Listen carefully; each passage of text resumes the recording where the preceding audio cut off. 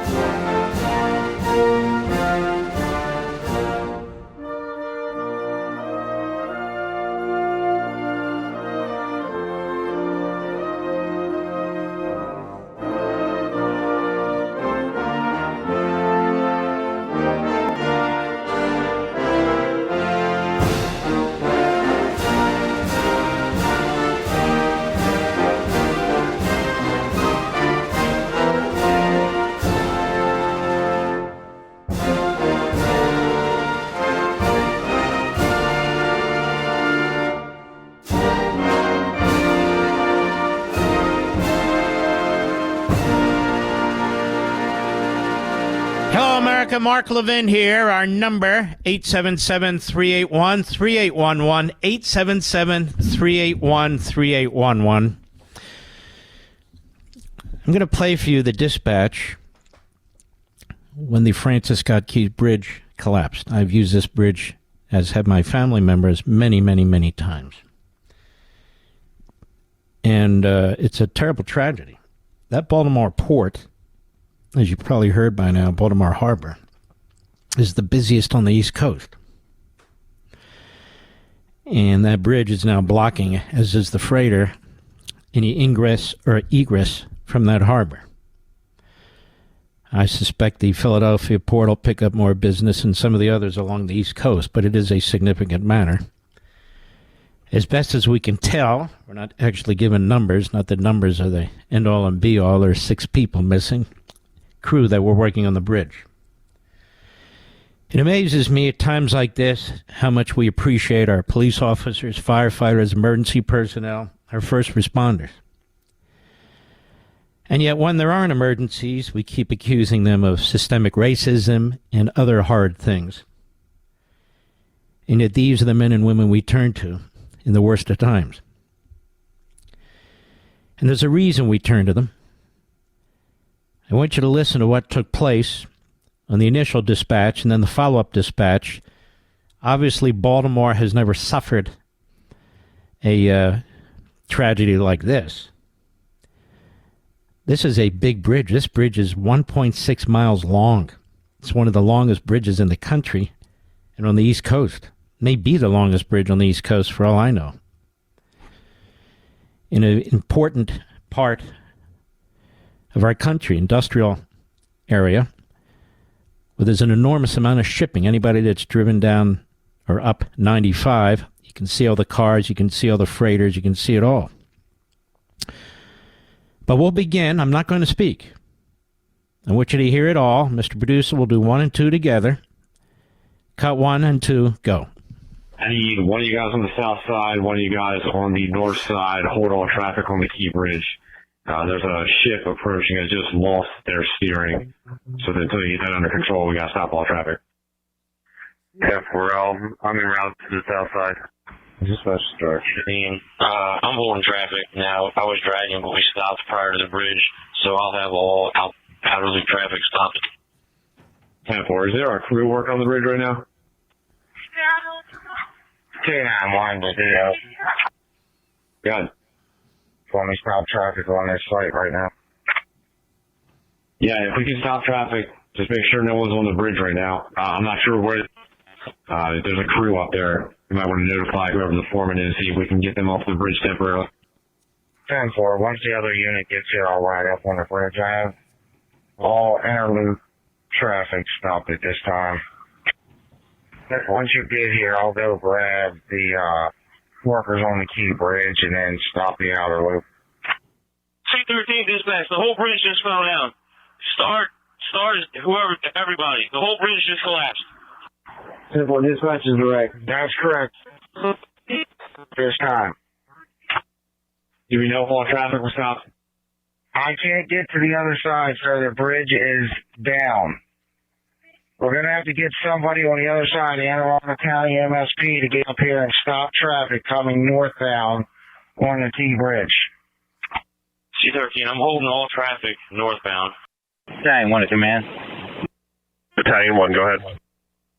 MTA State Police, their incident command location is going to be located for them as far as the MTA Police as the AOC Center, 2330 Broning Highway. They have representatives there. They're trying to get footage up. They reported they knew the ship was running off course prior to the collapse, and they started clearing the bridge. All other traffic, other construction stuff, and a few vehicles were stopped prior to the collision. Can't copy that. If you have a liaison with them, see if you can find out if this ship was inboard into the port or if it was outbound. They're trying to ascertain now. Do you have a representative you want me to send to there, or to have another dispatch chief sent there? Are you able to make it to Broning Highway, or are you isolated on the bridge? Isolated under the bridge. Not able to get back out this time due to traffic all being backed up along there. Can't copy that. Command to communications. Go ahead, command. I need a special call, a chief officer or a command level officer to the MVTA command post over on Broning Highway. Message received, 221. I want to command. It's going to be located at 2330 Broning Highway. There'll be a door access code. I'll give you a phone number and relay for when our chief gets there. Message received, 221. Fire rescue boat to the command be advised. The vessel was outbound. It appears to be outbound. At this time, the vessel also looks sound, and it has a large piece of the bridge resting on the bow. Under the bridge. Command to Truck 21. Truck 21. Go ahead. Truck 21, you're going to be the staging officer. I need you to ascertain a better staging location that's outside of this parking lot. Talk 5 on the run. 141. EMS 6 in world.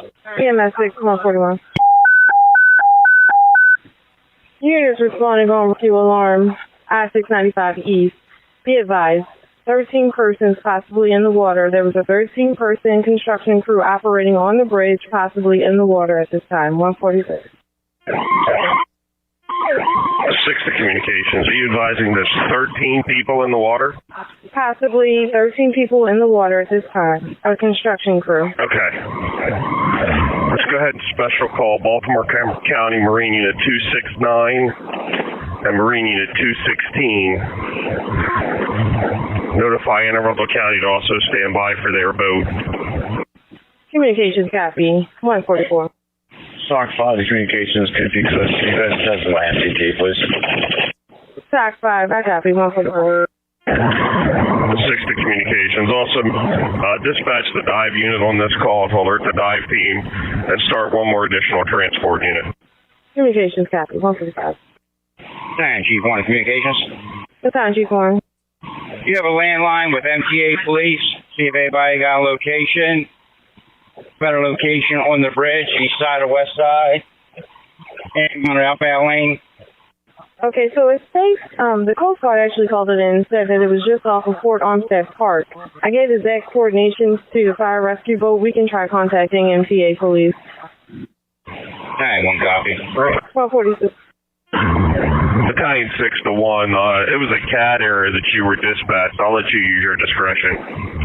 Battalion 6 to 1. We'll keep coming in. We'll come in from the Broning Highway end, east side. Okay, you'll be accessing the inner loop of I-695 across the bridge? Yeah, we come down Broning Highway until it dumps into 695. We'll post up that way, see if we get anything, and you're going to be posting from the other end of Fort Martin State. 6K. EMS 6, repeat. We got an exit. That's a negative, EMS 6. We do not have exit at this time. We're trying to get more information. Stock 5 to Lieutenant 6. 6, come in. Yeah, Chief, I want to head over to Fort Armistead and see if I can't get eyes on anything from there. Okay, copy. You're at Fort Armistead. Dive coordinator, I'm en route. Dive coordinator en route, 148. Communications with Time Chief 6. Code 19 has been notified. We're on board. Engine 13, 148. Time 1 of communications. Get a hold of MTA Police ASAP. I have MTA police cars heading a different direction than us. We need some information from them. Communications copies with Time Chief 1. We are trying to contact them right now. Battalion 6 to Engine 13. You're responding with one diver, is that right? Time Chief 6, that's affirmative. Engine 13 has one diver on board. Copy. Engine 57, clear the air. Engine 57, clear the air. I'm on 695, headed towards Burning Highway here with the police.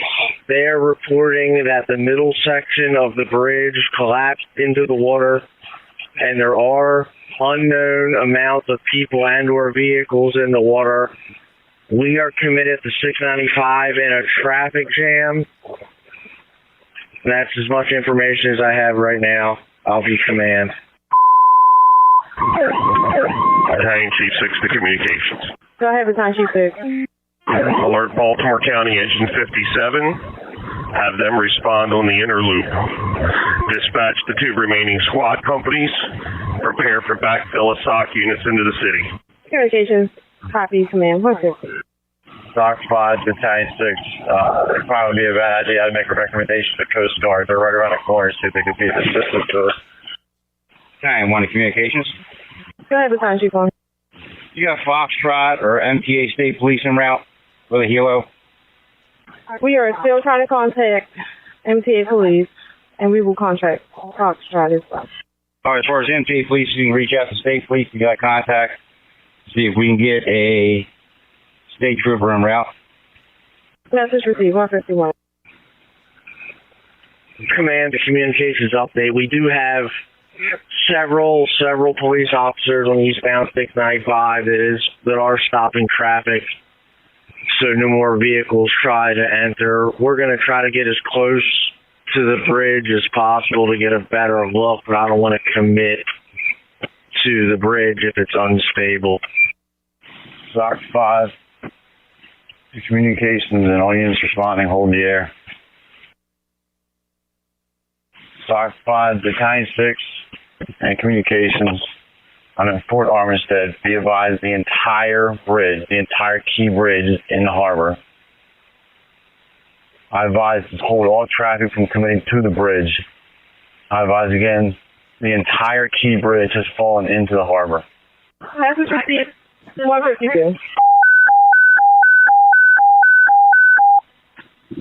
Units responding on rescue alarm I-695. Be advised, the entire key bridge has now collapsed into the water. The entire key bridge has now collapsed into the water. Proceed with caution. It's 152.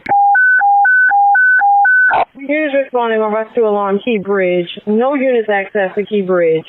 I repeat, no units access the key bridge. 159. Engine 57 to command. Command, go ahead. We've done a quick search up here in the bridge with our kick and visually. We're clear of any other cars or civilians on this side. We just got us and a few police officers here, and they cleared out all the rest of the traffic. You want us to just stand by up here? That's correct. Go ahead and stay by where you are.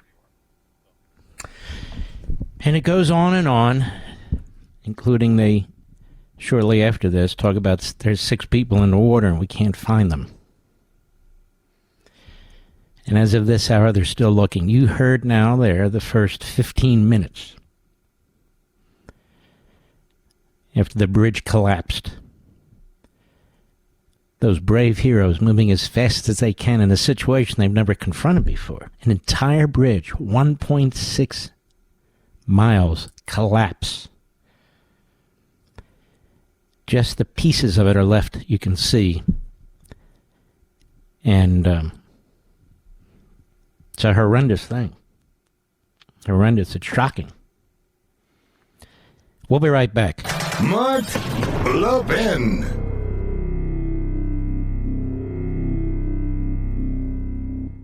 Our once mighty dollar's under siege from runaway inflation. For those still working, your paychecks buy less while costs for gas, food, cars, utilities skyrocket thanks to inflation. That's why I'm urging all my listeners to register for the upcoming Gold and Silver Summit hosted by our friends at Advantage Gold. It's a fantastic seminar. They'll teach you how to take steps to help guard your wealth from inflation using asset diversification into physical precious metals. Gold and silver hold intrinsic value that should remain untouched by government manipulation. Folks, don't wait for the Fed's reckless policies to completely devalue the dollar and steal your life savings. Call now while free registration is open. I'm telling you, this is a fantastic seminar. Call 800-900-8000 right now. The Gold and Silver Summit could provide the vital insights we need to protect our families. 800-900-8000. Tell them Mark Levin sent you. Performance may vary. Past performance is not indicative of future results. Always consult your financial and tax professionals.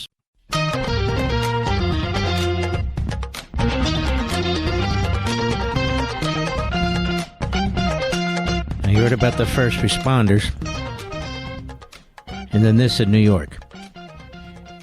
NYPD police officer 31 fatally shot by career criminal during Queens traffic stop ID'd as husband, dad of young child. New York Post. A 31-year-old NYPD cop was shot and killed by a career criminal during a traffic stop in Queens on Monday evening.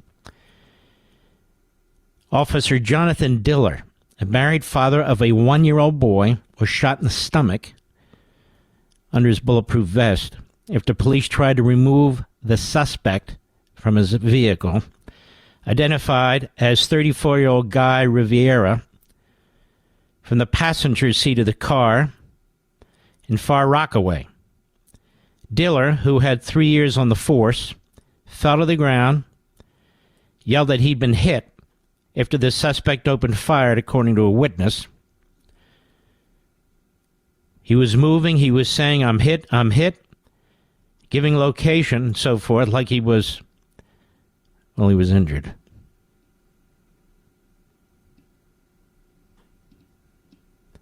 Now, the animal who murdered him has a very, very, very long rap record, including multiple felonies.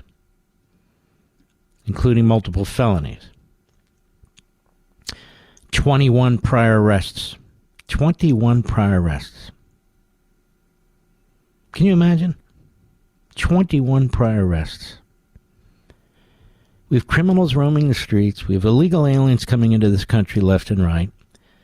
The Democrats are destroying our cities. Biden and his party are destroying our country overall. And I look at this and these polls are close. They're close. Why are they close?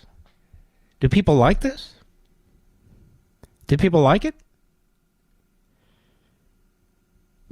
This young man decides to take on a job that pays him crap, was treated like crap by his employers and by these phony front groups, these phony civil rights groups. They're stopping a car. The guy won't get out. And then this guy pulls a pistol and shoots him in the stomach and murders him. And he's been in jail before and they let him out? Well, why don't we hold these damn judges accountable?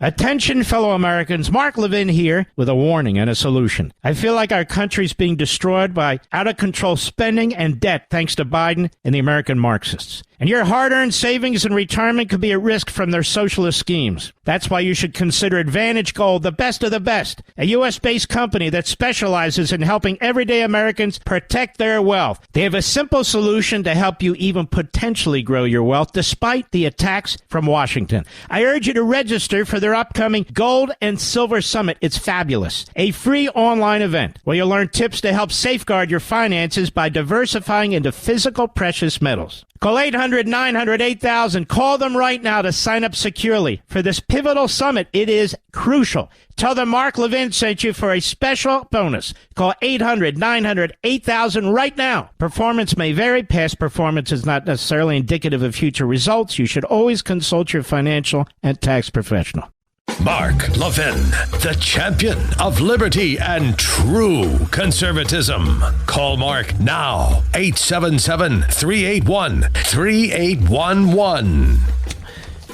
We now have a situation, ladies and gentlemen, where the leader of Hamas, who's in Iran, was praising the Biden administration.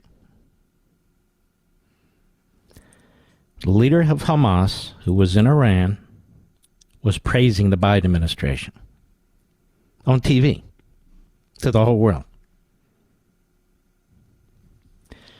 Well, our regime is trashing the Netanyahu administration.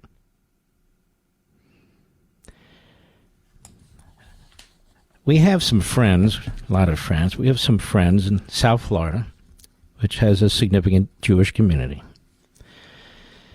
And his wife and her friend were having lunch yesterday at a restaurant, obviously. And they're not wearing clothing that is symbolic of or indicative of the Jewish faith per se. They're Americans. And they're sitting there at the table. And next to them, there are a couple of people going on and on about the Jews, Mr. Producer. The Jews this, and the Jews that, and the Jews this, and the Jews that. So he sends me an email today. He says, Mark, are we safe here anymore? Are we safe in America anymore?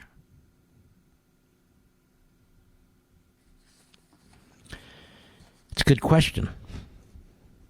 When you look at the level of violence and hate that's going on in our country, that is, I think, a complete outgrowth of the way the Biden administration, the media, and the Democrat Party have been reporting this war and have been allowing people to come on their platforms to absolutely lie about civilian casualties using Hamas, never explaining the extent to which the Israelis go to try and protect civilians. It's a horrid thing. So my answer is not really. We have no-go zones in this country. If you are Jewish and wear your hair a certain way, or wear a certain coat, or a certain hat, or even if you just wear a kippah, a.k.a. a yarmulke, or if your last name is Jewish, like Levin, or whatever. We have no-go zones. And that would include Dearborn, Michigan. That would include other parts of the country with heavy populations of Muslims and Arabs. Now, I have to keep saying this. I'm not talking about all Muslims and Arabs. So now I've said that 1,000 times, but too many. Too many imams preaching what they preach. And our universities and colleges, having been called out early on, are still at it. They're still at it. I want to tell you about Columbia University. School of Journalism, that's where it is. But Columbia University, which prior to a massive demographics change, had a very large Jewish student population, still does, but not large enough, apparently. The Washington Free Beacon, at Columbia, an Israeli-designated terror group, teaches, quote, Palestinian Resistance 101, and lauds plane hijackings. They were lauding 9/11. This is a course at Columbia University. Quote, the fact is that October 7 changed the world. We saw the potential of a future for Palestine liberated from Zionism, says Samadine Charlotte Kays. On Sunday, a group of keffiyeh-clad individuals huddled around a computer to discuss, quote, Palestinian resistance. Charlotte Cates, a member of the Israeli-designated terror group Samadown, praised Hamas's October 7 terror attack for showing, quote, the potential of a future for Palestine liberated from Zionism. Khalid Barakat, I watched this, I couldn't tell if it was a he or she, it probably wouldn't be welcome in most parts of the Middle East, a Popular Front for the Liberation of Palestine activist. The Popular Front for the Liberation of Palestine is a terrorist organization. She lauded airplane hijackings as, quote, one of the most important tactics that the Palestinian resistance have engaged in, unquote. Well, those speakers and others were explicit in their support for terrorism against Jews. The event did not take place in Gaza, Doha, or Tehran. It took place in New York City, where an anti-Semite Columbia University student group, Columbia University Apartheid Divest, invited the speakers to deliver a lecture on, quote, the fight for liberation, titled Palestinian Resistance 101. I watched this. They are preaching terrorism, and they are preaching it against the United States as well. This is the enemy within. I encourage you to look at this. I posted it on my social sites. Not a single major cable network or network news operation has run this. They didn't show it on Mediaite. They didn't show it on Media Matters, as you might expect. They're in the tank. The event, which the Washington Free Beacon attended virtually, reflects the extreme anti-Semitic activism seen on college campuses in the wake of the Hamas attack. In some cases, faculty members have advanced that activism. A Columbia faculty group, Faculty and Staff for Justice in Palestine, promoted the event in an Instagram post which featured an image of a Palestinian boy throwing rocks at an Israeli tank during the Second Intifada. No pictures of the decapitation of Israeli babies. The group launched in January, pledging to stand with the anti-Semitic student protesters and take back our university. Its members include classics professors Joseph Hawley, history professor Maman Ahmed, and history professor Marwa El-Shakri.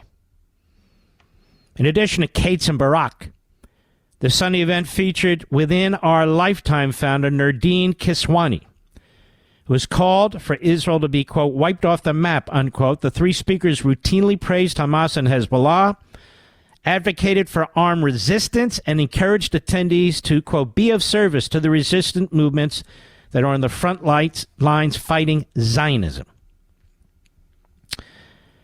When you hear words like Zionism, they're talking about Jews. The event was initially scheduled to take place at Columbia's Barnard College, the irony. The university's all-female undergraduate school. A flyer promoting the event listed the Barnard Center for Research on Women as a host. At the start of the event, however, student organizers said they were forced to change rooms at the last moment after a PhD student lodged a complaint to the university. The change was part of a long line of Columbia's long line of repression, said the terrorist supporters. So it was moved to another place. Columbia's Q House, an LGBTQ plus special interest community house at Columbia University. The irony of that is unbelievable. A Columbia spokeswoman said the university is aware of an unsanctioned, unapproved event that took place last night at a residence. Cates and Barakat addressed attendees via Zoom. Columbia canceled the event, denying requests to use their university space, as did Barnard. Despite this, the event organizers held the event in a residence with an online option. What are they going to do about it? Now, what they don't mention in the article, they're praising up and down hijackers who murdered pilots, who murdered passengers. They're praising up and down terrorist hijackers. I assume that means 9/11.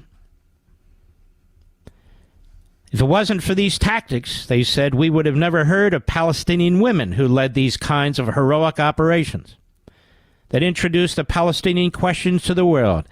If you take, for example, the speeches that were given to the people in the airplanes by Palestinian fighters, they're all about our struggle. Kiswani called on fellow activists to openly advocate for violence against Jews. In the wake of October 7th, she said, anti-Israel organizations asked her not to discuss October 7th or resistance during her speeches. Now, those organizations mention resistance. Now they'll talk about it 3 months later, 5 months later, because they saw we did it. We got away with it. We got support for it. Don't acquiesce to the idea of, well, they're considered a terrorist organization, so we shouldn't talk about resistance, she said. We're kind of like the test subjects or the guinea pigs. We're going to put ourselves out on the line. And, if people are okay with it, then they'll jump on it later. We have the right to return home, and we will get that right by any means necessary.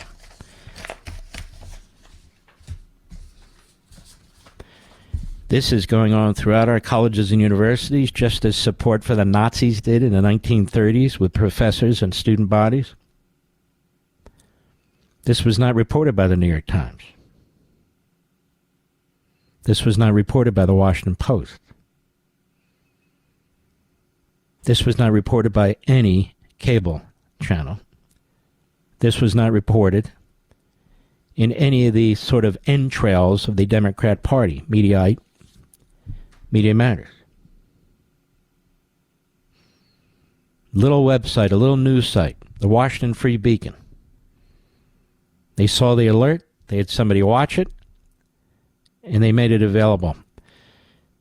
Some of the other things they spoke about, because I watched it, was we need to end American imperialism and colonialism, just viciously attacking America, viciously attacking the American people.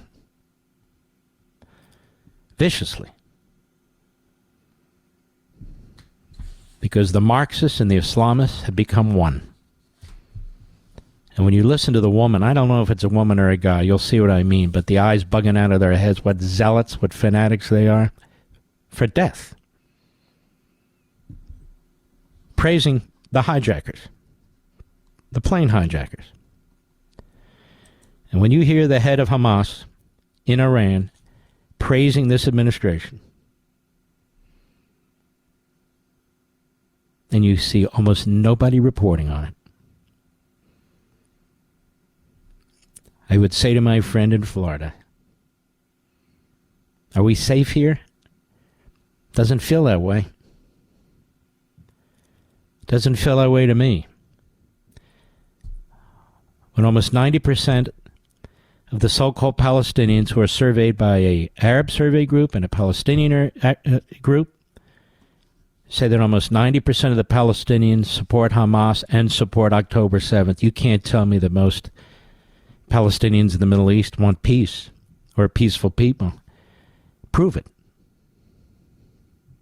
Prove it. And so the head of Hamas is meeting with Iran. Iran's building nuclear weapons. Iran is funding the Houthis to block off the Red Sea. Iran is funding slaughter in Yemen, in Iraq, in Lebanon, slaughter in Israel. And you hear nothing from Biden. Nothing. Any UN resolutions condemning Iran? None. And this resolution that the Biden regime abstained on didn't even criticize Hamas, didn't even bring up Hamas. It attacks Israel and decouples the release of the hostages. And Hamas noticed it. These people are getting energy, motivation from Joe Biden, Antony Blinken, and our administration. They're getting energy and motivation. They have no reason to release a single hostage because Joe Biden, Blinken, and this idiot Kirby, who is a complete sleazeball. Why? Because he's good at lying. When they said our position hasn't changed, of course it's changed. Read the resolution. See, I read these things. Be nice if some reporter asking a question had it in front of them, read it, and said, it says it right here. And other than a handful of Republicans in Congress in both chambers, crickets. We're all the Jewish Democrats in the Senate. They're led by Schumer. Nothing, not a word. We're the Jewish Democrats in the House. I don't hear them, do you? Most of the people leading this battle are righteous Gentiles. Thank God for righteous Gentiles. I'll be right back. Mark Levin.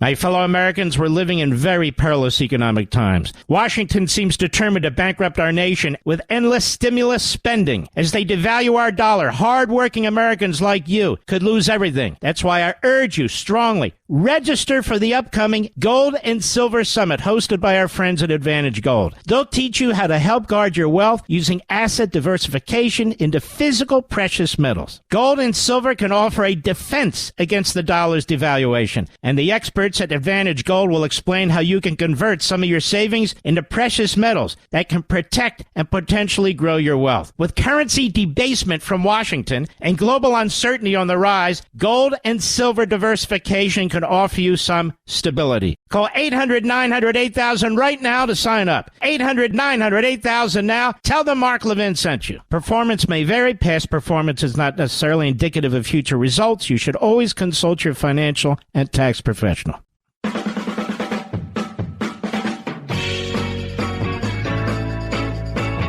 Our universities and colleges, honestly, folks, are destroying the country for generations to come. They are cancerous propaganda mills for the Marxist left. You know, these books I write, it just lays it all out, and it's all happening in front of us. It's all taking place. I do these things because I hope they'll make a difference, and honestly, I don't even know if they do anymore. I just don't. And these are Stalinist indoctrination mills. Now we know they're funded in many cases by Qatar, by the Hamas network, by the communist Chinese, and homegrown Marxists. The Soros ilks and so forth. They're destroying law enforcement. They're destroying our educational system. They've destroyed our media. The people you see on TV, in the vast majority of media, 98% of it, they are the entrails of this ideology. That's why you can see at NBC, they don't want Ronna McDaniel. Ronna McDaniel is harmless. She's a rhino. She's weak. But it was too much. Our college campuses, you can't have really serious discussion about anything anymore. Our history, Israel's history, without being attacked, without being threatened, without being scared. And so this Marxist Islamist fusion ideology is now spreading like a wildfire across the country into all of our institutions. One of these days it'll hit radio and I won't be here anymore. I'm just guessing. I'll be right back. This segment of the podcast is exclusively sponsored by Pure Talk. Pure Talk offers great coverage and can save your family money on your wireless bill every single month. Go to puretalk.com to find the plan that's right for you. Thank you again for listening, and thank you so much for this sponsorship, Pure Talk. He's here. He's here. Now, broadcasting from the underground command post, deep in the bowels of a hidden bunker, somewhere under the brick and steel of a nondescript building, we've once again made contact with our leader, Mark Levin. Hello, America. Mark Levin here. Our number, 877-381-3811, 877-381-3811. You know, in the old days, a lot of Jewish comedians would change their name because they didn't want to be discriminated against in the 20s, 30s, 40s, and that sort of thing. But today, particularly if you're a leftist, there's really no need to change your name. Jon Stewart's full name is Jon Stewart Leibowitz. He's obviously not proud of it. I'm just being honest. He's a comedian, he's a writer, he's a producer, he's a director, he's a political commentator, he's an actor, he's a television host. This is all Wikipedia. But he's not 93 years old. What is he, about 60, give or take? And he still goes under the name Jon Stewart.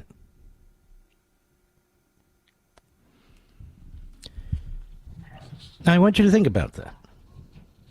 Of course, he's not alone. He does the Comedy Central show. I think it's like once a week because they're desperate for ratings. I don't think he gets them ratings. What do I know? But he and his 10 comic writers, they do the same thing every time. He aggregates clips that they pull off of other programs, Fox most particularly, but others. And then he claims how hypocritical they are, how arrogant they are, and so forth. It's not real comedy. It's not real anything. It's a quick paycheck. Then they stuff the audience with clapping seals. He and I have gone at it a little bit in the past, not much. I've invited him on this program in the past, but his people said only if I go on his program. I said, well, you first. I mean, I invited you first. I don't have a problem with that. But I want to show you how he does it and how he's particularly good at being a propagandist because he makes propaganda cool. And he makes idiocy cool. Now, you know what's going on in New York with Donald Trump. You know what's going on with that civil action and all the rest of it. But I want you to check this out. Cut 9, go. Leave it to Kevin O'Leary to be unaware enough to say the quiet part out loud. I hear about the so-called victimless crimes, but the laws on the books, falsification of business records in second degree, issuing false financial statements, insurance fraud, conspiracy, and all these different aspects of it, those are actual crimes. I take it your point is that these should not have been prosecuted? Everything you just listed off is done by every real estate developer everywhere on See, Earth. and this is the problem with Kevin O'Leary. Trump didn't do any of that, and this law is not intended for that. It's intended for consumer complaints. So to say everybody does it, which number one isn't true, because you don't want to defend Trump per se, but you want to defend your industry per se, really doesn't cut it with me either. Plus, it gives an opening to a moron like Jon Stewart Leibowitz to say and do what he does. Go ahead. City. This has never, ever been prosecuted. There is a theory in law that if enough people commit a crime, it automatically becomes legal. You're familiar with the purge, are you not? The entitled arrogance. I don't know if you know this, but most people just can't commit fraud and expect to face no repercussions. So he takes this one guy, O'Leary, extrapolates from it, and then says, you know, you're entitled. Maybe he is, but most people know the consequences of committing fraud. And so he takes it from there and projects it.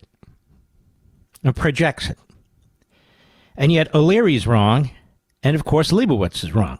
That's not what took place here. That's not what took place here at all. What took place here is a consumer statute that doesn't have a jury trial because it's really considered to clean up consumer complaints, many of which are, out there from time to time. You don't even get a jury trial.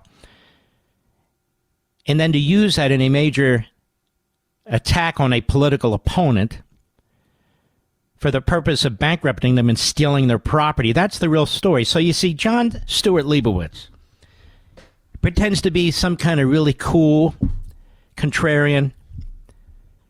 He's just your usual left-wing kook slob. That's all he is. With 10 comedy writers. Remember, Mr. Producer, when the comedy writers went on strike They had to stop a show. They had to stop his show. Maybe in my next contract, I'll demand comedy writers, Mr. Producer. In fact, I'll demand the kind of staff that everybody else gets. I have a producer who's also the engineer and a call screener. That's what I've got. I don't even use one of the company's studios. I don't even charge them for my studio. You understand? All the substance of this show is mine. Clips are gathered by Mr. Producer, and we go over them, make a decision what I want to use or not, and I send him some as well. As I say, he has two jobs. He's also the engineer, the board op. And then we have Mr. Call Screener. That's it. This is the smallest staff for any major national radio host in America. In America. In fact, it's interesting, when I wanted to give Mr. Producer a salary increase, I did it out of my own pocket. That's how cheesy things can get around here. Anyway, we're not Comedy Central, although some people want me to be Comedy Central. Did you know that, Mr. Producer? Yeah. They want me to wear my hat on backwards. First, I'm not wearing a hat. Oh, yes. Anyway, go ahead. Even if everyone's doing it, try getting a car loan by saying you have 10 times as much. Everybody's not doing it. You know everybody's not doing it. So why are you doing your bit like this? Is it funny? It's because your little social circle of circle morons think it's funny? So you jump on the Kevin O'Leary statement, which is really a stupid statement? I got him now. I got him now. Yeah, everybody's doing it. The entitled, the arrogant. What do you got, mashed potatoes for your brain, Leibowitz? Go ahead. You really do. Or claim 20 dependents when you have no children. Or say you make... See what I mean? It's a whole shtick, goes on and on and on. There's nothing funny about this. What they've done to Donald Trump is outrageous. And rather than be the so-called libertarian and go against the flow, you'll never go against the flow. You're a coward, Leibowitz. You're a fraud. You're not funny. I'll challenge you to do your show without a single comedy writer for your next 5 shows. Your next 5 shows. Try it. None of them do it. You know, when you used to get guys up there who were really funny, like George Carlin, or all these other guys, the old time, they were really funny. Some of them have writers. Carlin was a thinker. You may not agree with him. He didn't have a writer. That's why he was one of the greats. Again, you don't have to agree with him. I didn't always agree, but he was funny. And many of them were funny. Some of them had the joke writers. Boom, boom, boom, boom. But Leibowitz fancies himself some kind of, I don't know, Mark Twain? Something like that? He's not funny. Stupid. In fact, the whole night of them, like he gave birth to Colbert. Colbert is a boring, monotonous, predictable prick. This guy who used to work for Stern, I can't even remember his name off the top of my head. He's a pig. There's nothing funny about him. Started out in blackface and so on. Now look at him. Now that'll never be held against him. Then the others whose names I don't even know. One of them was on Saturday Night Live, maybe 2 of them. Who cares? You realize they don't get any rating? And by the way, I'll say it. CNN decided to run at 8 p.m. Eastern, Mr. Producer, in America, a rerun of the Bill Maher show. And they want to do this weekly. You know, I picked up the Saturday show at Fox, so I do Sunday and Saturday, 8 p.m. Eastern. So they said, this is how we'll take down Levin on Saturday. We'll run Bill Maher at 8 p.m. Well, we have on the weekend March Madness, all kinds of stuff going on. When I'm on the air, whether it's TV or radio, these are the most difficult time slots in broadcasting. And I enjoy them. I love the challenge. Before I was syndicated 6 to 9, nobody could be syndicated. They all collapsed. They all collapsed. Every damn one of them. So here's the thing. The numbers came out today, and I beat Bill Maher, a 1.4 share. Again, with all the basketball going on, I don't blame people for watching basketball. March Madness is fantastic. And he got a 0.8. So in plain English, that means I had 400,000 more viewers than Bill Maher. Did you read about that, Mr. Producer? It's nowhere. Not even in the radio trades. Now, Bill Maher had beaten me, be headlined everywhere, but I crushed him. Absolutely crushed him. I'm just making a point. So what is it that I do that enables me to destroy a Bill Maher? What is it that I do that enables me to have a 6 to 9 slot going on 2 decades in a slot that used to be dead? It was dead on WABC. It was dead all over the country. What is it that I do? I have respect for you. You want somebody who's going to talk about substance, have fun, jokes, entertain too. Don't get me wrong. I'm all into it. But you don't want a website reader. You don't want a talking points, talking head. You've got a lot of things you can do with your life and a lot of things you can do with your time, 6 to 9 p.m. Eastern, 3 to 6 p.m. Pacific, and all times in between. You've got a lot of things you can do on Saturday nights and Sunday nights. You don't need to be watching me, but you want to, and I want to talk to you. And most broadcasting executives, not all, just don't get it. They don't understand it. Some of them are numbers guys. Some of them have worked for 3 different companies. Some of them think they know everything, but they don't know you. That's the problem. Whether it's TV or radio, they don't know you, and they don't care to know you. They think they know what sells, quote unquote, but they don't. And so here's Jon Stewart. Jon Stewart will always appeal to a very small niche of people. That's it. That's it. He's not a big TV personality. He's on Comedy Central. You're on Comedy Central. You can't be a big TV personality. And these guys are lazy with all their writers. Anyway, go ahead.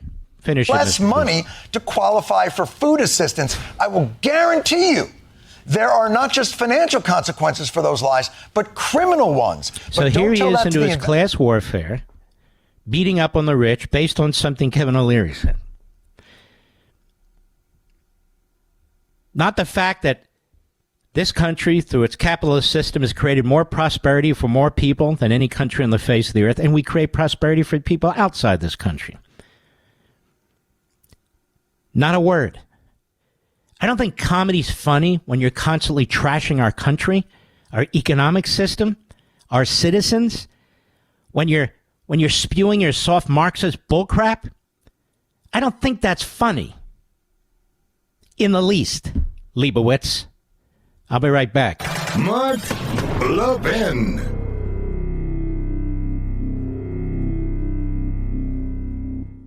Pure Talk believes in American values and that free should mean exactly that, free. Switch to Pure Talk today and get a free Samsung 5G smartphone. No 4-line requirement, no activation fees, just a Samsung that's built to last with a rugged screen, quick charging battery, and top-tier data security. Qualifying plans start at just $35 a month for unlimited talk, text, 15 gigs of data, and mobile hotspot. Pure Talk will connect you to the most dependable 5G network in America for half the price of Verizon, AT&T, or T-Mobile. The average family saves almost $1,000 a year. So let Pure Talk's expert U.S. customer service team help you make the switch today. Just go to puretalk.com/Levin, Levin, and claim your eligibility for your free brand new Samsung 5G smartphone and start saving on wireless today. Again, go to puretalk.com/Levin to switch to my cell phone company, Pure Talk. There's a report out tonight. I don't know if it's accurate or not. I hope it is. That several billionaires who are Republicans and Trump supporters are working to get together to help him raise the funds to pay for his appeal. That's what we're talking about, the right to have an appeal in a preposterous case. The case involving La Marxist James is what I'll call her from now on. And, of course, this was very controversial when I posted it. These stalkers at the websites, sitting in their basements, their mother's basements, mostly without their pants on. 3 days unshaven. Eating Krispy Kreme donuts. You can imagine them in your eyes, you imagine in your eyes. And there they are. Oh, my God, what a morally suggest. Whatever. Who cares what they say? So-called news operations picked it up. The Huffington Compost, the Daily Bestiality, Mediocreite, all run by left-wing Democrat goons. They're more entertaining than anything else, to the extent they're entertaining at all. And the fact of the matter is that, screw these people. I don't even want to get into it. We're getting an update, Mr. Producer. Are you able to get that or not on this bridge collapse? Let's see if we can pull it if we get it. Rear Admiral Shannon, the Coast Guard, commander of the 5th Coast Guard District. Give me a hint if you can or can't. Not yet. Okay. Let me run the show. Can you get it or not? Okay, we can't get it. Maybe after the break we can get it. But I will find out what the update is, and I will reveal it to you once we know. I don't think it's going to be much, quite frankly. The people who fell into the water, tragically, the maintenance crew, there's no evidence that any of them have come out. The water is cold. It's cold on the East Coast.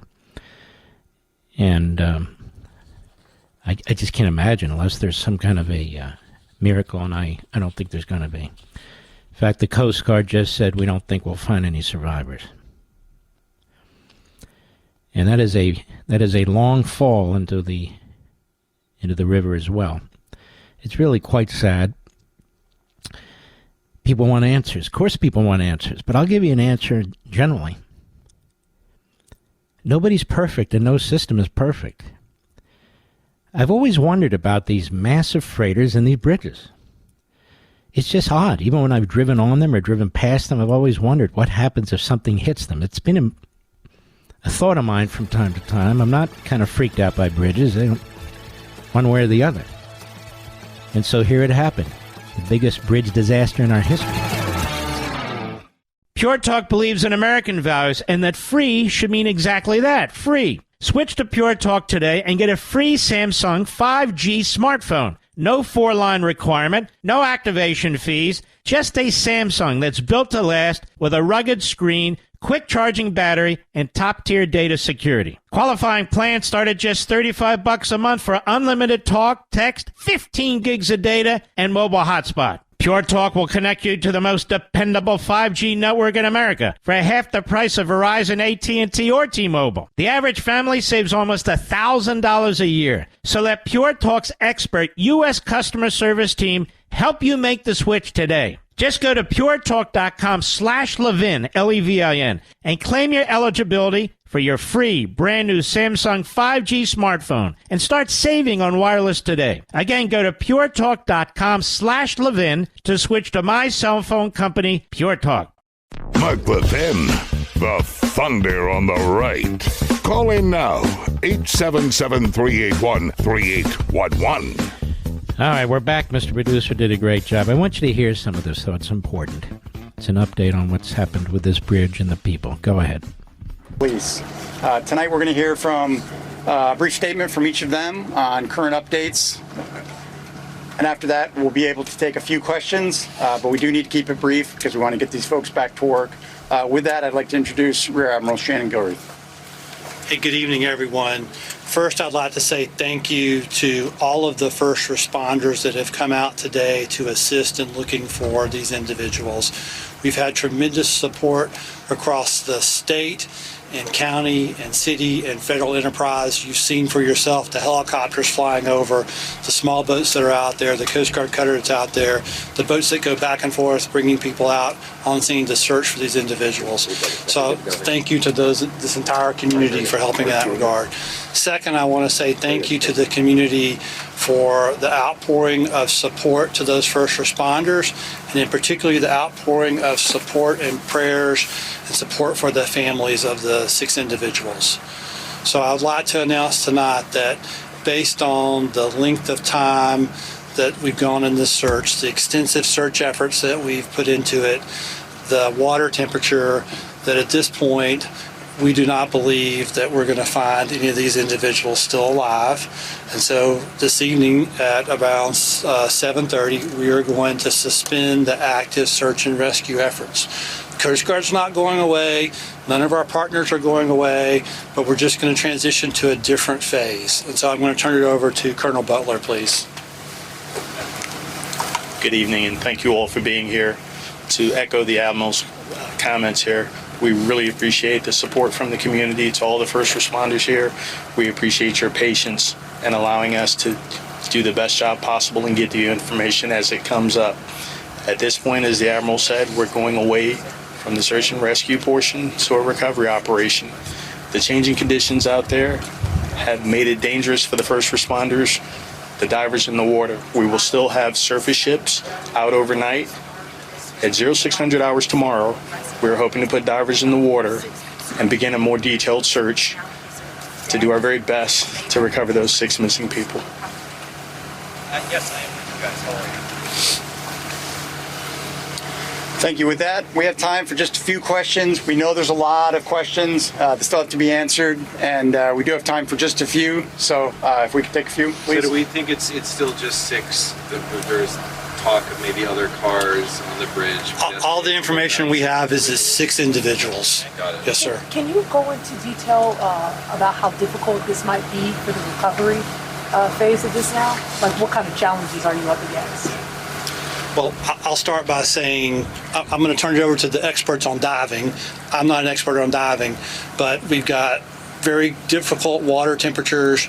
You have structures from the bridge that are in the water that can move with the tides and currents, making that dangerous for divers and people in the water to actually try to do recovery. And we do not want to injure any of these first responders in this recovery effort. We absolutely want to be as safe as possible for everyone involved in this. And I'll see if Colonel Burrow has anything he wants to add. Can you go into specifics about what the search and rescue entailed? Like, were there scuba divers, or was everything above water, sonar, any sort of equipment that might have been utilized over the past 12 months? From the outset, we moved all those resources in with dive teams from various state, local, and county agencies. We also use sonar. We're doing our very best in some very difficult times and difficult conditions, which is why we're making that transition now. The last thing we want to do is put divers in the water with changing currents, low temperatures, very poor visibility, and so much metal and other unknown objects in the water. All it takes is one object to strike an individual, and all of a sudden we have a first responder trying to recover another first responder. I think at 0600 we'll find ourselves in a better position to understand the dynamics of what we're dealing with and to address the issue in a much safer manner. Do the authorities have 6 IDs now, and have those victims each been contacted, those families, I should say? I can't speak on that. That's still in the investigative portion of this. Can you speak to some of the difficulties in actually retrieving the remains? Have any remains been retrieved so far? We've also had reports that there might be individuals trapped inside of Here we get dumb question time. Have any remains been found? He just answered that. They haven't found anything in any bodies yet. But anyway, go ahead. And as I said, we have to cease operations. We can't start again until we can assure the safety of those divers and the rescue personnel that are going to participate in this. If we look at how challenging it is at a simple motor vehicle crash to extract an individual, I'm sure we can all imagine how much harder it is to do it in inclement weather, when it's cold, under the water, with very limited to no visibility. Just to clarify, no remains have been removed thus far by search and rescue teams, other than the two who were rescued alive. That is correct. So, Colonel, you're confident then that no other vehicles made it onto All right, that's enough. The questions are getting stupid, Mr. Producer. You can cut it off. Basically, the bottom line is, no, he doesn't know exactly how many people might be in the water. They believe 6. They do not believe they're alive. It's night. The water's freezing. They can't see beyond a foot or two under the water. And, of course, it's very treacherous, given all the metal and so forth that's down there. Very easy for a first responder, scuba diver, to get caught up on a piece of metal. And he's explained all that correctly, I think. And that, they're using really unbelievable efforts to try and deal with something that's really never happened like this before, certainly not there. And it's going to take a long time to clean this up. It's going to take a long time to open up that port again, one of our major ports in the entire United States. I think it's the second, but maybe the major port on the East Coast. Joe Biden immediately went to the video, said that he's ordered everybody in the federal government to do everything they can. The federal government's going to pay for it and do it as quickly as it can. Ladies and gentlemen, the federal government's not going to build a bridge until there's a lot more that's done to take care of this. But it is good to know that the federal government will be involved. I don't think anybody anticipated it wouldn't be. And then let me just say this as a footnote. Don't you get sick and tired of politicians showing up talking about this stuff? You heard from the state trooper. This guy is smart, articulate. You heard from the Coast Guard. Smart, articulate. These are the people who are actually responsible for trying to address what's taken place. These politicians who try and jump on the bandwagon really are, I'm just being honest, like Biden. We're going to do everything we can to build it right away. He says that there, but of course in Palestine, Ohio, when he was a no-show. So it's better that Biden just shut the hell up and stay out of the way. And leave it to the pros. Leave it to the pros. I heard the governor, he was okay, but he didn't say anything. I heard the mayor, he was okay. Looks like he's 12 years old, but okay, great. And understand the politicians need to say something. We don't learn anything from them. I don't. Personally. But I'm always impressed with these first responders. Always. Always. And that's why you'll find me defending them all the time. Defending them on those occasions where they're not saving lives and saving property and saving society. On those occasions when they're under attack. As this and as that and all the rest of it. So I wanted to point that out. You now as updated as anybody else.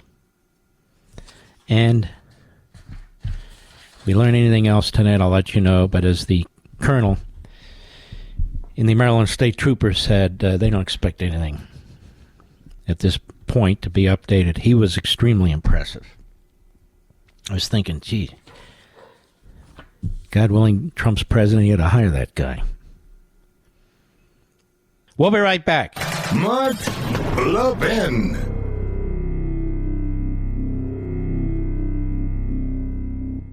Pure Talk believes in American values and that free should mean exactly that, free. Switch to Pure Talk today and get a free Samsung 5G smartphone. No 4-line requirement, no activation fees, just a Samsung that's built to last with a rugged screen, quick charging battery, and top-tier data security. Qualifying plans start at just $35 a month for unlimited talk, text, 15 gigs of data, and mobile hotspot. Pure Talk will connect you to the most dependable 5G network in America for half the price of Verizon, AT&T, or T-Mobile. The average family saves almost $1,000 a year. So let Pure Talk's expert U.S. customer service team help you make the switch today. Just go to puretalk.com/Levin, Levin, and claim your eligibility for your free brand new Samsung 5G smartphone and start saving on wireless today. Again, go to puretalk.com/Levin to switch to my cell phone company, Pure Talk.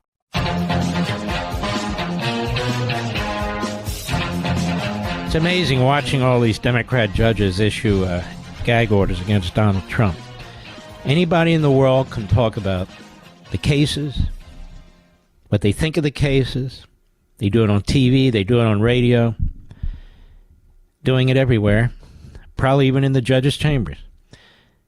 But he puts out a gag order telling Trump that he cannot attack the judge, potential witnesses, the prosecutor. This is a guy who is a Biden plant, and so forth and so on. Now, so we have the First Amendment. And so what these judges do is they twist the First Amendment into a pretzel.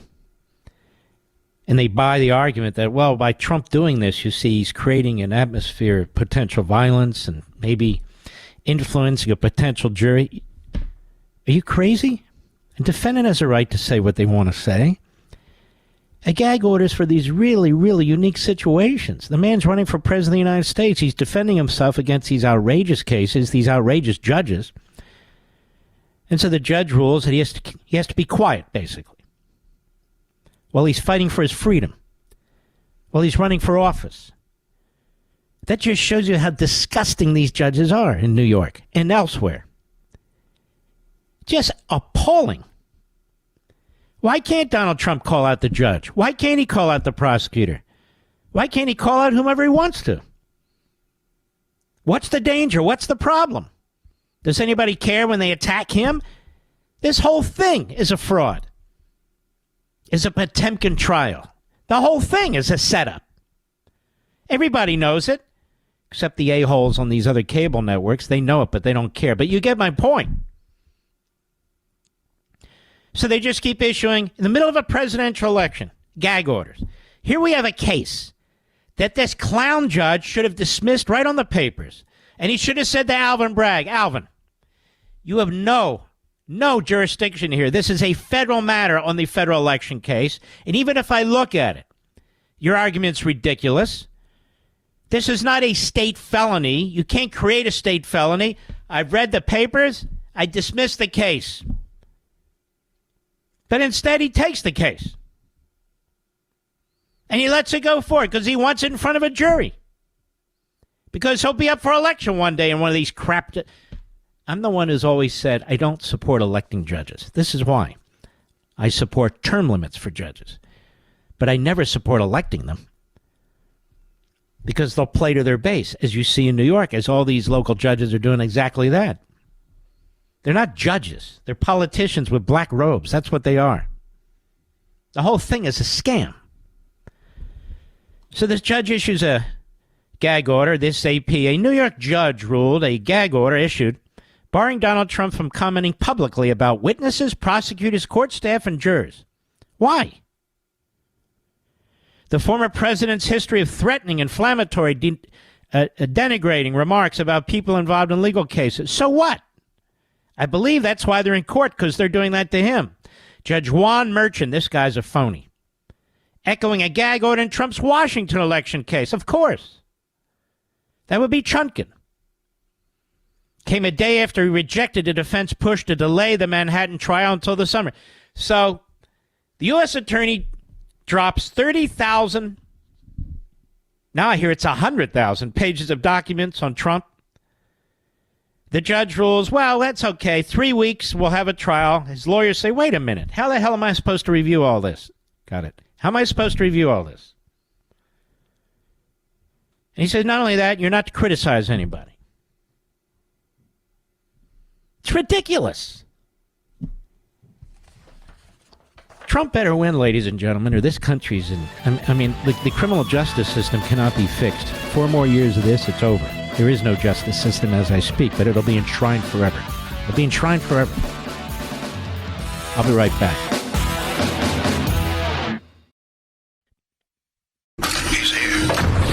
He's here. Now, broadcasting from the underground command post, deep in the bowels of a hidden bunker, somewhere under the brick and steel of a nondescript building, we've once again made contact with our leader, Mark Levin. Hello, America. Mark Levin here. Our number, 877-381-3811. 877-381-3811. Well, ladies and gentlemen, there was a piece that appeared in the JNS.com news run by Nathan Lewin. Nathan Lewin is one of the great Supreme Court litigators of all time. And he's litigated tons of different types of issues, but his real focus has always been on liberty, particularly religious liberty. Nathan Lewin is a dear friend of mine and the family. And here's what he wrote today. After a fiery trial during which a New York trial judge prohibited former President Donald Trump from making public statements criticizing the judge's law secretary, the judge granted the request of Attorney General Letitia James to enter a judgment of $454 million against Trump. Now that the amount Trump will have to post to enable him to appeal has been reduced, a New York appellate court will determine the validity of the judgment. I followed the trial and the decision in the newspapers and public media. The judge's name, Arthur Engoron, rang a faint bell, but not until now have I searched my memory and found reports of Engoron's role in a publicized freedom of religion case in which I represented rabbis who were sued for issuing rabbinical pronouncement that entitles husbands to remarry. Just stick with me. In 2000, Helen Seeger, a wealthy owner of a nursing home, sued the Union of Orthodox Rabbis and several named rabbis. She claimed that she had been defamed and otherwise harmed by the issuance of a request by the husband from whom she refused to accept a get when they divorced civilly. That is, in any event, I represented some of the rabbis who were sued. I argued in their defense that a secular New York court could not constitutionally evaluate the conduct of rabbis implementing the religious rules of a heter. The New York trial judge assigned to this secret case was Martin Schoenfeld, elevated sometime later to be an appellate judge in the New York system. Arthur Engoron was a young lawyer who had been Schoenfeld's law secretary since 1991. I did not know Engoron or how deeply he may have been involved in the judge's ruling in the secret case. I appeared several times before Judge Schoenfeld to present an oral argument. On each occasion, I was surprised by the judge's resistance to my legal argument based on solid precedent. He seemed intent on bringing Seeger's case to a public trial. He granted my motion to dismiss many of her claims, but he ordered her defamation and emotional distress claims to be tried before a jury. Well, I took advantage of New York's procedure that allows such an order to be appealed before a trial is held. We also discovered that Schoenfeld's law secretary, named this guy Arthur Engoron, was dating Sue, the secretary, the lawyer who represented Seeger in this litigation. Got that? To cut to the chase, so this Judge Aragon, before he was a judge, he was a law secretary to a judge. He was dating the woman who was the secretary for the lawyer of the plaintiff. Follow that, Mr. Producer? Yes or no? All right, he's busy. That led me to file a motion requesting that Schoenfeld remove himself from the case because of his law secretary's relationship with Sue. So his law secretary is this now judge who's beclowned himself and tried to bankrupt Trump as he carries water for the Marxist James. And this guy, when he was a law secretary, was dating the legal, when he was a legal assistant, was dating the legal secretary to the plaintiff in the case. So, of course, he shouldn't have been involved in it at all. He says, I allege that Erdogan may have transmitted information to his girlfriend's boss and may have drafted Schoenfeld's opinions favoring her boss's client. On July 1, 2002, Schoenfeld recused himself, declaring that he'd only recently learned of the relationship between Engoron and Sue. So this guy Engoron, again, now the judge in the Trump non-disclosure, in the Trump case, in the real estate case, is the one who didn't reveal it to his judge. In November 2003, my appeal to the New York Appellate Court succeeded. 5 appellate judges ruled unanimously that Seeger's case in its entirety should have been dismissed under federal constitution and New York law. That same year, Erdogan, who had dated the legal assistant to the lawyer representing the plaintiff in the case he was working on with a judge, that same year he was named a New York civil court judge. Follow that, America? In other words, he's an unethical bastard. Now, this piece is out there. It's not like I wrote it. So it's making the rounds, and I'm making sure it makes the rounds, and I will post it by our friend Nathan Lewin. And what he's pointing out here is, in his experience with this now judge, he was utterly unethical. And that as a result, at least in significant part, of his unethical conduct, the entire case was dismissed. So I take it from there. If this is how the man conducts himself, he's a sleazeball. And why would they promote him to being a judge? Why would they do that? Because it's New York, that's why. Arthur Engoron. Engoron. Let me make it clear for the slow listeners. That is the leftists.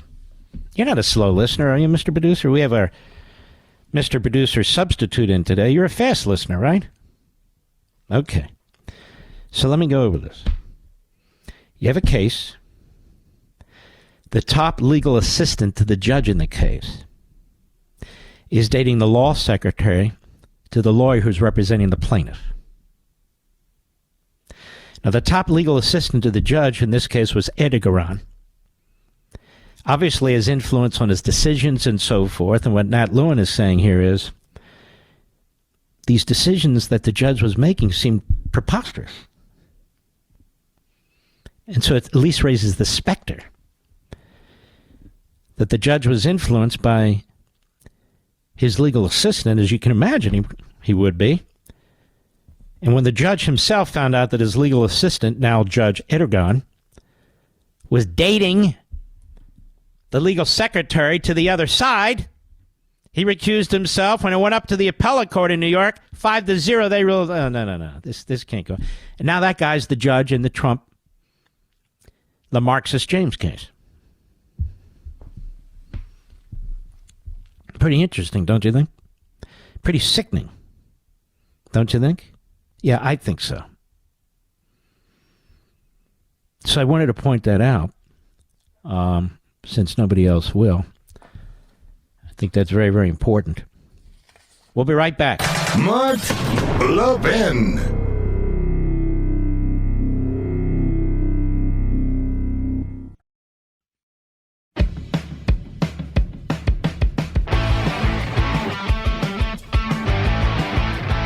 By the way, this individual that Robert Kennedy picked as his running mate is a kook.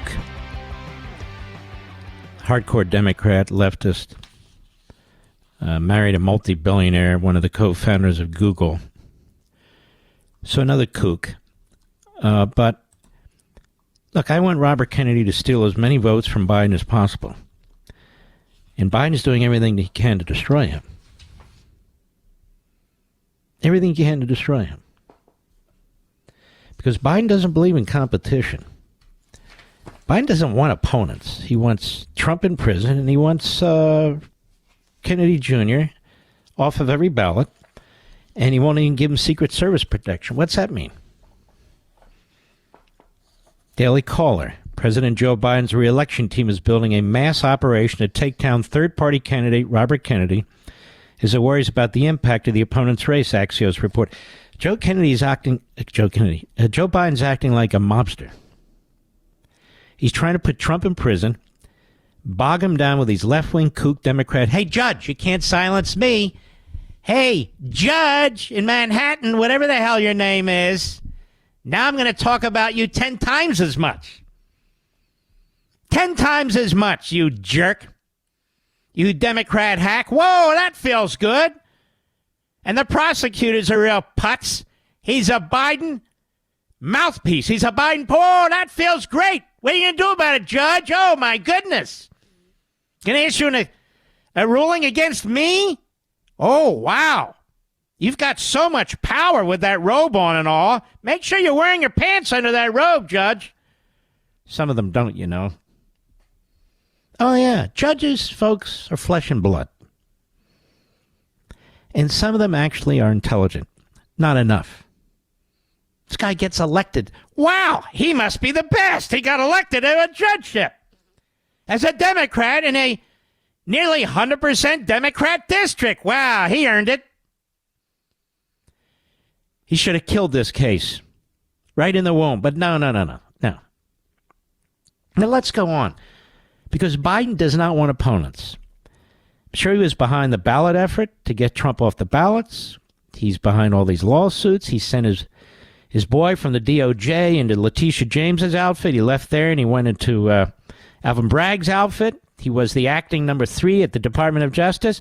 And this judge ruled Trump can't talk about that. Why? Because he can't denigrate people who are going to be in this court. You denigrate your own courtroom, you schmo. As RFK Jr. gears up to announce his running mate in the race for White House, the president's reelection campaign, writes the Daily Caller, and the DNC have dedicated a coalition of staffers whose purpose is to attempt to undermine Kennedy, according to Axios. Kennedy, who has garnered attention since entering the race, is polling better than any independent candidate since 1992. Mr. Kennedy plans to take votes from both President Biden and Trump. Stephanie Speer, press secretary for Kennedy's campaign, told Axios. Of course, the DNC is worried. Kennedy has the highest favorability, this is the mouthpiece, among the candidates and outpaces Biden and Trump among independents. The Kennedy family has been critical of RFK Jr.'s run for president. Wow. The DNC has previously argued, according to Axios, that Robert Kennedy Jr. is a stalking horse for former President. Look how stupid that is. Biden came out today and said Donald Trump wants to destroy your health care. Trump says, no, I don't. What's he talking? Doesn't matter. Biden came out the other day and said Donald Trump wants to eliminate Social Security. Donald Trump never said that. It was Biden who said that. He said Donald Trump wants to eliminate Medicaid. Trump never said that. Biden said that. And that Trump wants to eliminate abortion. Trump couldn't eliminate abortion if he wanted to. The Supreme Court ruled it's up to the states. A president has no power when it comes to abortion. But it doesn't matter. People want to believe. Allies of the president previously made efforts to stunt third-party candidates. The DNC created a team in March focused on communication strategy and opposition research to help combat third-party and independent candidates in 2024. The party then created a group of lawyers dedicated to monitor how independent candidates are seeking ballot access, according to the New York Times. So they unleashed their Mark Elias trip-and-fall, ambulance-chasing thug lawyers, and that's all they know, to get in front of friendly judges to keep these people off the ballot. They used these lawyers to change the election laws for Joe. Joe used the DNC to change the order of the states in the primaries to help Joe. Joe's trying to put his main political opponent, Trump, in prison and to bankrupt him. But Joe believes in democracy. Joe doesn't believe in anything but Joe. He's a punk. He's a stupid man, but he understands power. He's been around it a long, long time. And he's got his mouthpieces. The Scarboroughs and the rest of the media who will do and say anything for the man. Fake Tapper. Got him. Andrea Mitchell, who's a buffoon. Has always been a buffoon. I remember when she was a cub reporter, I told you, in Philadelphia. She was a buffoon back then. Murphy's Rule, or in her case, Mitchell's Rule. And there she is. So the fact of the matter is, Joe Biden doesn't really want to run for office on the issues. He wants to lie. He's trying to scare the hell out of everybody. He's going to steal your democracy. No, he's not. He's going to put you in prison. No, that's what you're doing. The FBI sicked on parents, peaceful protesters, the Catholic Church, but he supports democracy. I'd be remiss if I didn't mention something that's probably not going to be mentioned on cable or much on radio. And we only have a minute, but I will continue this after the bottom. There's a gentleman by the name of Matt Schlapp. His wife is Mercedes Schlapp. I'm sure you've seen them both. They have 5 beautiful daughters. Matt Schlapp became the chairman of the American Conservative Union when it was dying, and I used to refuse to go there because of how it invited all these freaky, fraudulent groups. He breathed life back into the American Conservative Union. And ACU were on CPAC. CPAC. And then came something that really no human being should have to confront. And I want to address this after the bottom of the hour. I hope you'll stick with me. We'll be right back. The establishment's worst nightmare. Mark Levin. Call in now. 877-381-3811. Before I get back to Matt, Purim is it's a very fun Jewish holiday. About Haman and Esther, and you can Google the whole story. And I just posted something that's so very sad. A mother asks her son, who's in 8th grade, a little kid, on Purim, who would you like to dress up as? You know, you can dress up as one of the good guys, Haman, and so forth. Says, I want to dress up as Dad. His father was in the IDF and was killed fighting the terrorists. And there he is in the picture, dressed up like his dad. I want to dress up like Dad. And there he is, staring out through a fence.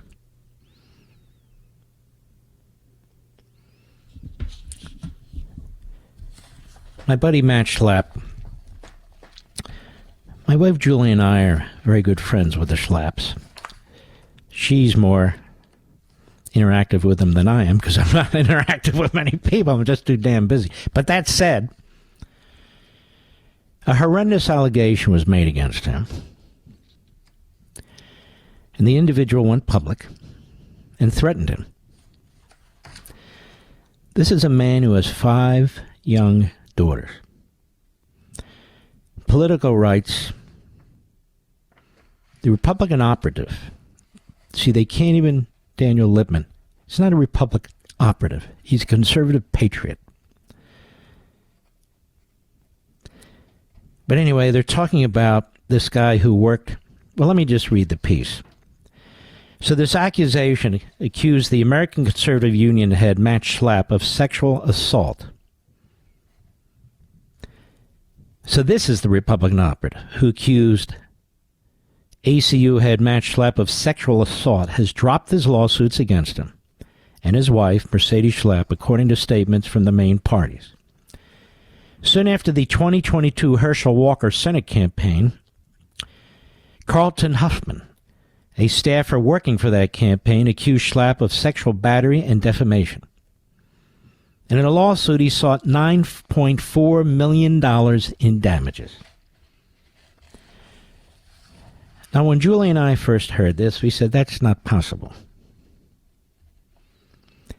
Some people, you're not sure. We were sure. In a statement today, the accuser Huffman said he was discontinuing his lawsuits and issued an apology for bringing them. So he drops them. The claims made in my lawsuits were the result of a complete misunderstanding. I regret that the lawsuit caused pain to the Schlapp family.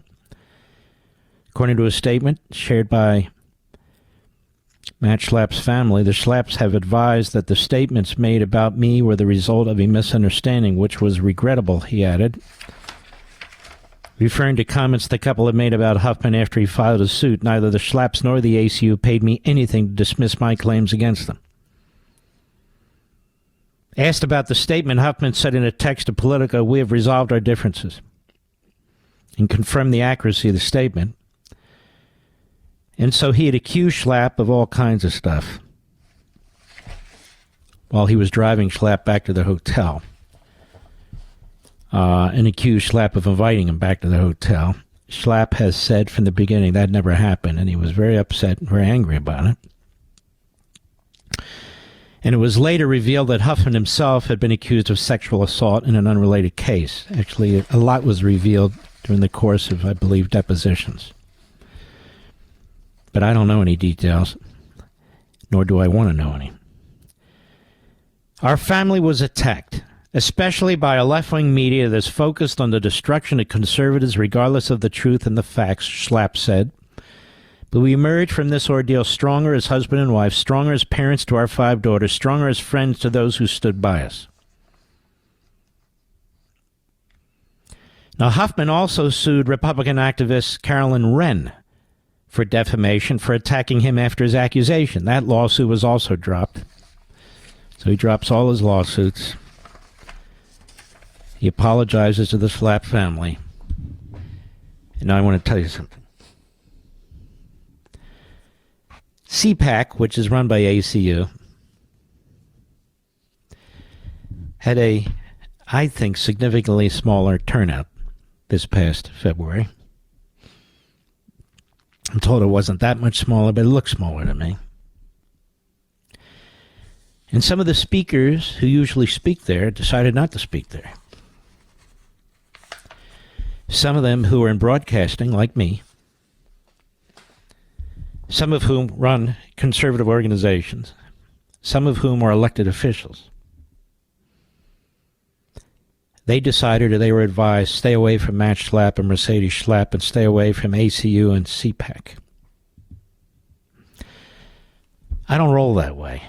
Neither does my wife.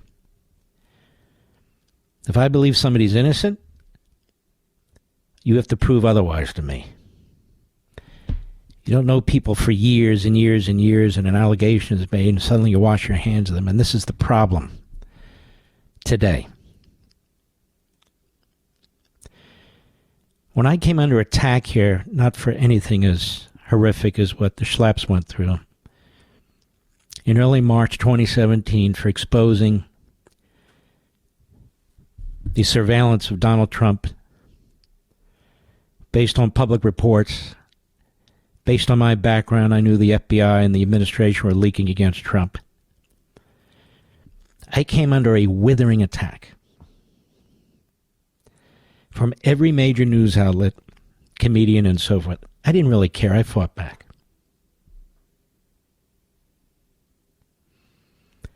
Withering attack.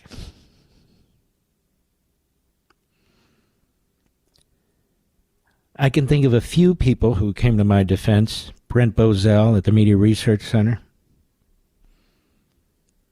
and Tim Graham, Right Scoop, our buddy Brian over there, a handful. A handful. Breitbart, my buddy Pollock, and Alex over there, they came under attack too, of course, because they build on the story. In this business, radio, I can't think of anybody who gave a full-throated defense of me. Don't get me wrong, some local host, WMAL, yes. I can't think of any national host. And this is before Bongino, as I recall. Yeah, way before Bongino, who always defends me, and I always defend him. He's like a brother. But you get the point. I come to the defense of people I respect and who I believe are being wronged. Whether it was Rush or somebody else. I don't mind it. I believe in it. It's the way I was raised by my parents. You must not, you cannot allow these lowlives who will ruin you to do it to your friends, your allies, do it to my audience, do it to President Trump. That's my nature. That's what's in me. I defend them. When I know they're right and I know who their accusers are. Matt Schlapp never put his hands on anybody. He's had interactions with tens of thousands, maybe 100,000 people. No complaints. He adores his wife. His kids adore him. He's a practicing Catholic.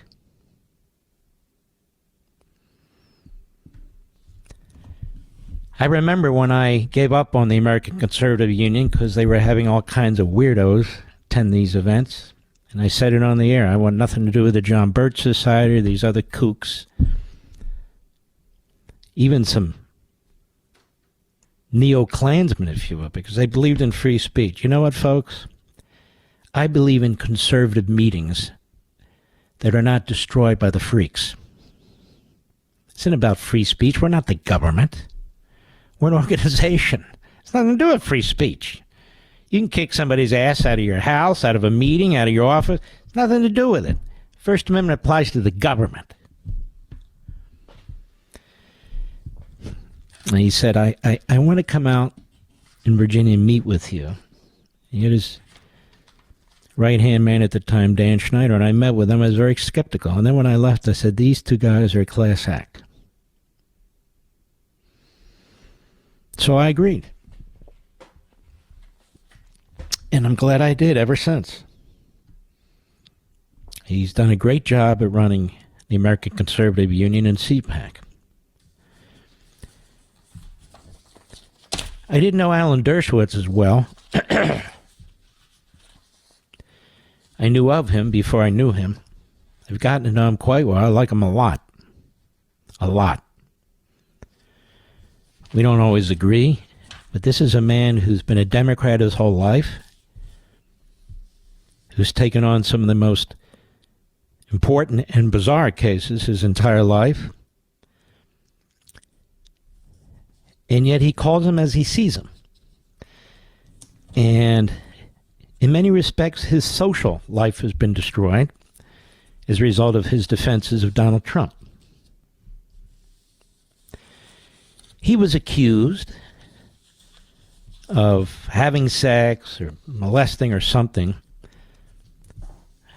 one of the young girls at the Epstein mansion. He vehemently denied it. He said it never happened. And he brought his own lawsuit, as did the Schlapps, by the way. He counterclaimed.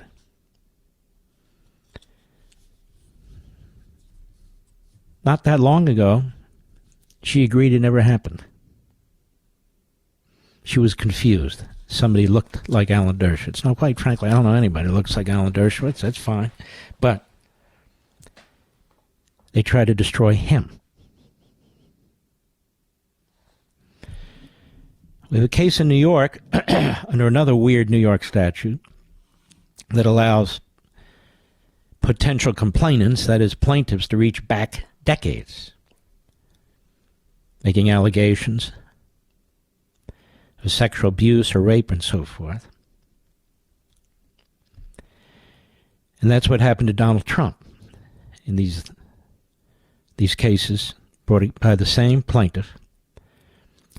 She was backed by funding, given advice by George Conway, that's what the news reported anyway, on how to go after Trump.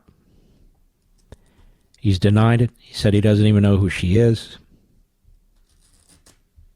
And I believe him. And the jury never found him guilty of rape. That was the allegation, that he raped her. But they didn't find him guilty of that allegation. So I guess they tried to split the baby in half, and they said, okay, sexual assault or something of that sort. It's not like I'm following it that closely. In New York, of course. I still believe Donald Trump.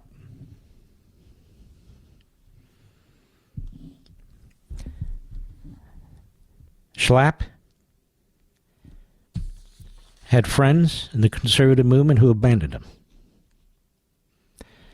Politicians on Capitol Hill who abandoned him. People he thought he knew who abandoned him. Shameful. Absolutely shameful. Shameful.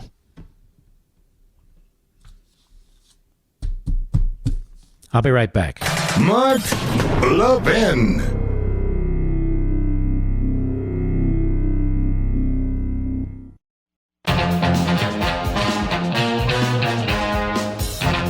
So NBC News drops Ronna McDaniel.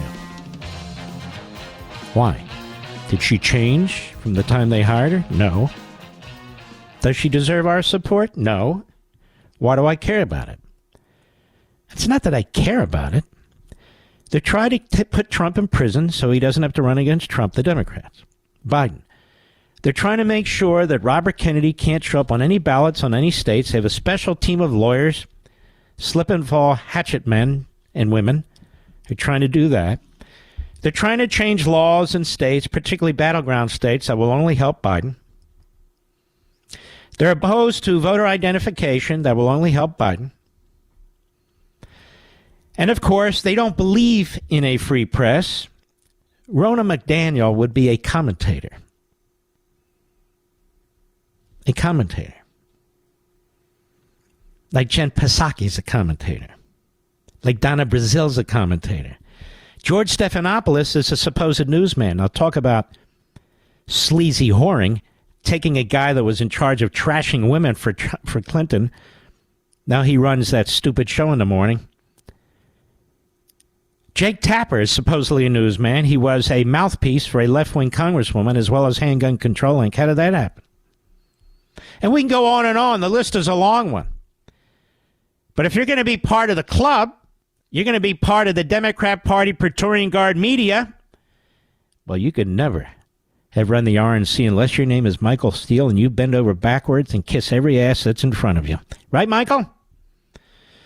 We salute our armed forces, police officers, firefighters, emergency personnel, our truckers, our first responders all. Thank you. God bless you.